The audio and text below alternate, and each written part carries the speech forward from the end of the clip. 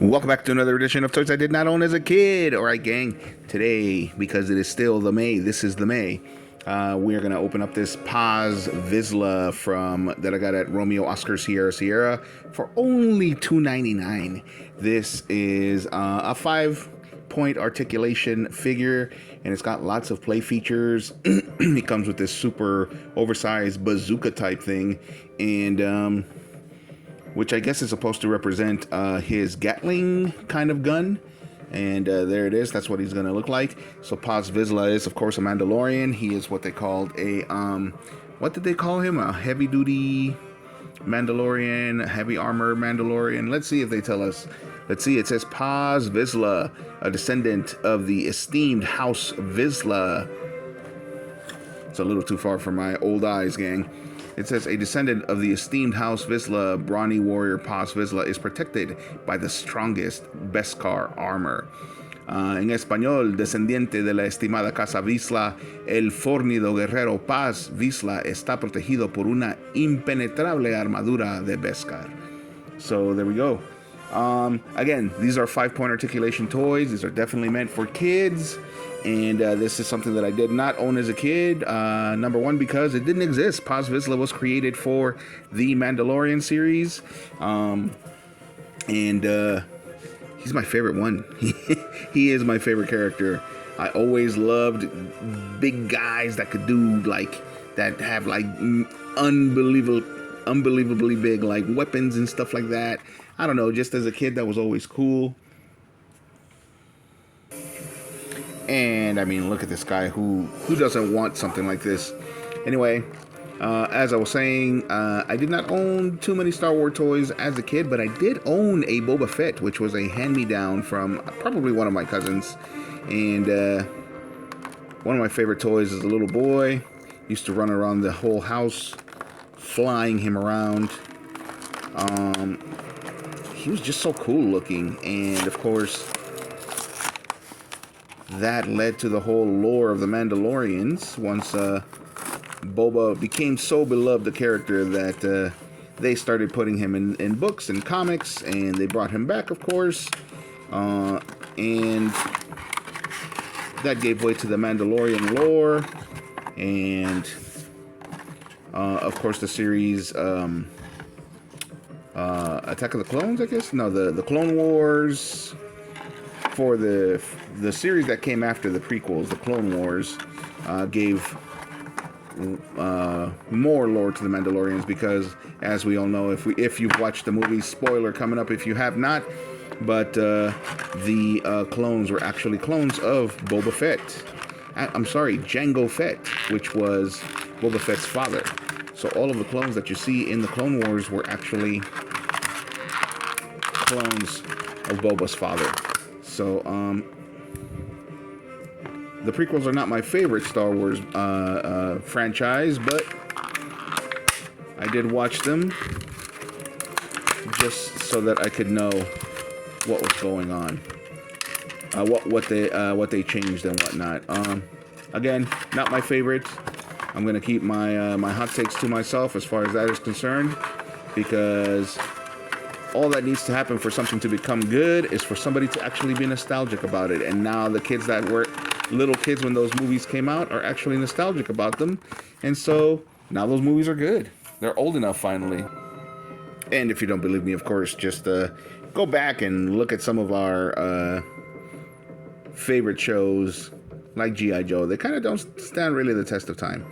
Anyway, let's look at this figure. I am digressing. Sorry about that. Great sculpt. Great sculpt. Like I said, 5-point articulation, which means that you can move them here. They have no articulation at the elbows or at the knees. His legs can move forward pretty well, but not backward at all. So it's a little bit hard to stand him. But he's kind of in a weird stand where you have to put one leg in front of the other. Put one foot in front of the other. There you go. This is what he looks like. I'm going to turn off my lamps, because I know that in the videos, for whatever reason, the lamps make the figures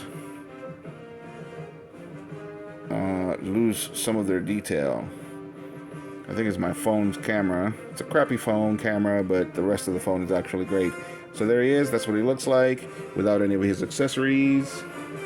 And his jetpack is also pretty awesome. So let's put it on. He's got a spot for it on his back. There's what he looks like with the jetpack. And of course, he's got a flamethrower. Kind of the usual weapon that Mandalorians pick.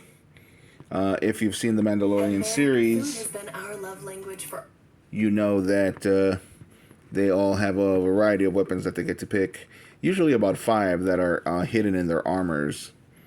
And the flamethrower is kind of basic. Kind of a given that that's what they're going to pick. All right, so here we go. So in the series, he has a Gatling gun, which was already pretty big, but they oversized it in this so that we could have a big missile like this. And of course, that's supposed to be like kind of a firing effect because of the Gatling gun. But I've already opened up that Boba Fett that you can see in the back over there that finally has a firing missile after 40 or 50, almost 50 years.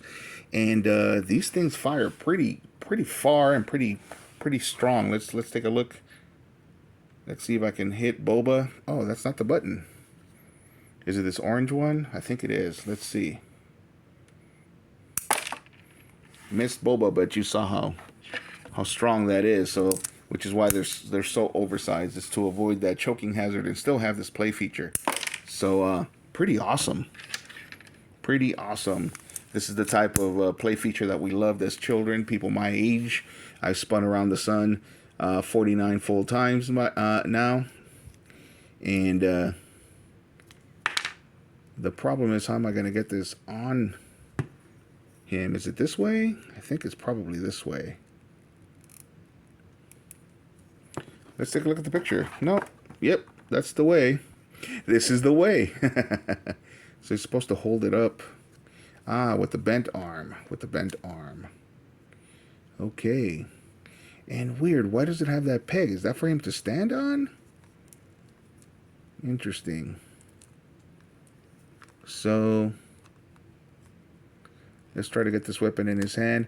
Anyway, so Paz Vizsla, like I said, my favorite Mandalorian right now. Boba Fett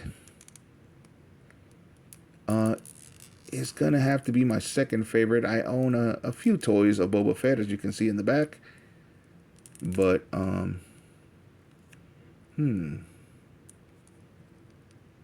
is this supposed to go on here? It feels like there's a spot. Oh, there we go. There we go. So it's supposed to lean on the jetpack. There it is. So it's supposed to lean on the jetpack. They made it, like I said, more of a bazooka than the way that it is in the series, which is a Gatling gun. I forgive it. I forgive it because this is a toy for kids. Kids don't care. Kids just like cool things. They don't necessarily care that it. I mean, I did as a kid. I don't know. Maybe there are some little kids out there that are complaining if they got to see the show and this isn't exactly what he looks like in the show. But to me, this is fun. It's got those fun play features, and I only wish that the fire wasn't necessarily there. That you could, like take it off and then put it on. But other than that, a fun kid's toy right here. And like I said, it's got that great firing missile feature. I'm gonna get you, Boba. I'm gonna get you. Come on. I'm missing the button. But I'm gonna get you. There we go. Got him. Oh, did I block it? I think I did block it. All right, let's see. I'm gonna get you, Boba. Got him. Anyway, lots of fun. And, of course, this video is getting long. So, we're going to have to cut it here. And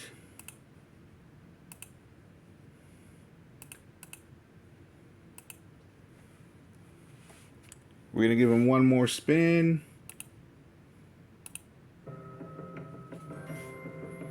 We're going to give him one more spin so you guys can take a look at all of that great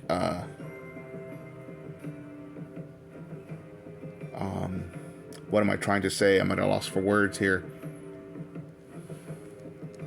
The great sculpting. There we go. The great sculpt. You know, the Paz Vizslas that have better articulation, something that I would definitely love to have as well. They've been warming the pegs, but they haven't reached Roscoe Oscar Sierra yet. So I'm not gonna be paying $30 for something like this. Sorry. Just I love you, Paz, but I'm not gonna do it. Just not gonna do it. Anyway, so there he is. Let me know what you guys think. I think it's a fun little toy. His head can actually do a little bit. Look, he can do that weird side to side thing. You can look left, right, and a little bit up and a little bit down. So he's got a little bit more articulation than Boba in the back there. But there we go. Two great looking figures. If I run into a Mandalorian, into a Jin Darren that actually has these kind of features, I might buy it, especially for $3. This is fun. This is a lot of fun. I love play features. I think that toys need to be played with, and they are for kids in the end. So, of course, some of them are geared towards us collectors, but if they have play features, these are awesome, and they still manage to have a good sculpt like this. All the better. Anyway, I let the video run long. I said I wasn't going to do that. So thanks for watching, gang. Leave a like if you like the video. Subscribe if you like the content. And remember, this is the May.